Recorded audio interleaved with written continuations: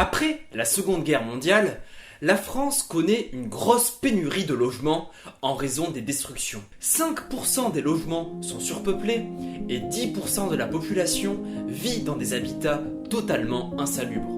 90% de la population n'a ni baignoire ni douche, 80% n'a pas de WC intérieur et 48% pas d'eau courante.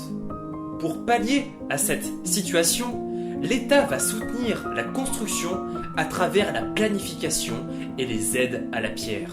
Toutefois, le déficit en la matière préexiste à la guerre malgré la création des premiers logements sociaux dès 1895. L'urgence est d'autant plus grande que l'exode rural est important, que les vagues d'immigration accentuent la pression sur le secteur du logement et que le baby-boom fait passer la population de la France de 20 millions d'habitants à 50 millions en quelques dizaines d'années. La crise implique autant les familles pauvres que moyennes. La question des politiques publiques de logement concerne autant le niveau d'intervention de l'État que le public concerné et que les modalités d'intervention. 3 priorités sont établies à la sortie de la Seconde Guerre mondiale. Premièrement, la remise à niveau des loyers et l'amélioration du patrimoine ancien. Deuxièmement, la reprise de l'initiative privée dans le secteur du bâtiment. Et enfin, l'industrialisation des techniques de construction. En 1848, une loi limite l'encadrement des loyers aux logements construits avant cette date pour encourager l'investissement. Elle institue également un droit au maintien des locataires et crée le Fonds national pour l'amélioration de l'habitat, aujourd'hui appelé l'ANA. Toutefois, cette tentative de relance par le développement de la construction privée va vite se révéler insuffisante.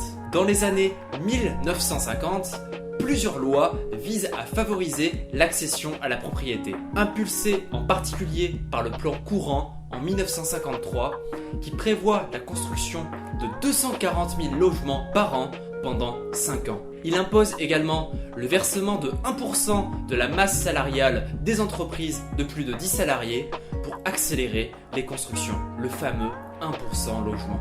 Il s'agit, à travers ce plan, de réduire le déficit quantitatif de la France en matière de logement pour satisfaire les besoins de l'ensemble de la population.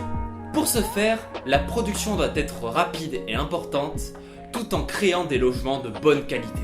Cette vision s'intensifie particulièrement après l'appel de l'abbé Pierre en 1954 qui encourage la construction de logements pour lutter contre l'habitat indigne lors d'un hiver particulièrement rude. Cette époque correspond à celle de l'apparition des grands ensembles à la périphérie des villes pour lutter contre le mal logement et accueillir les populations immigrées. Des programmes quinquennaux sont mis en place pour favoriser la création d'habitats à loyer modéré. Les HLM remplacent les HBM dès 1950. Fin des années 1950, la reconstruction s'achève pour laisser place à la construction. Les UP, les zones à urbaniser en priorité, sont créées en 1958. En moins de 15 ans, 220 UP offrant 2,2 millions de logements seront réalisés avec un fort soutien étatique, particulièrement à travers les logements sociaux.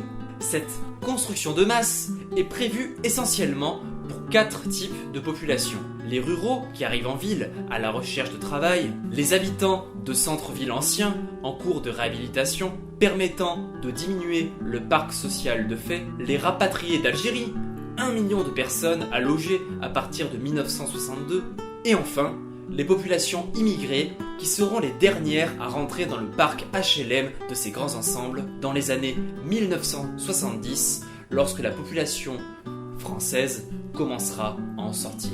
La hausse du niveau de vie permet à de plus en plus de ménages d'accéder au crédit pour devenir propriétaires, augmentant le nombre de constructions qui atteint son pic en 1973 avec 556 000 logements construits en un an. De 12 millions de logements en 1946, nous passons à 21 millions en 1975. En 1975, 98% des logements bénéficient de l'eau courante, 74% de WC intérieurs, le surpeuplement accentué passe de 12,8 à 4,8%. Toutefois, la quantité est souvent privilégiée au détriment de la qualité.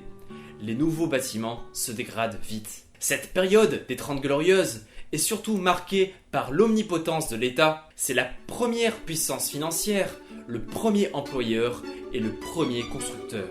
Depuis 1945, la politique du logement s'est surtout inscrite dans la vision libérale, dans le sens où les constructions des logements doivent être réservées à l'initiative privée. Cela constitue l'unité idéologique des politiques de l'habitat sur cette période. Toutefois, l'État a fait une entorse à sa doctrine dans les années 1960 face à l'incapacité à faire fonctionner un marché privé du logement.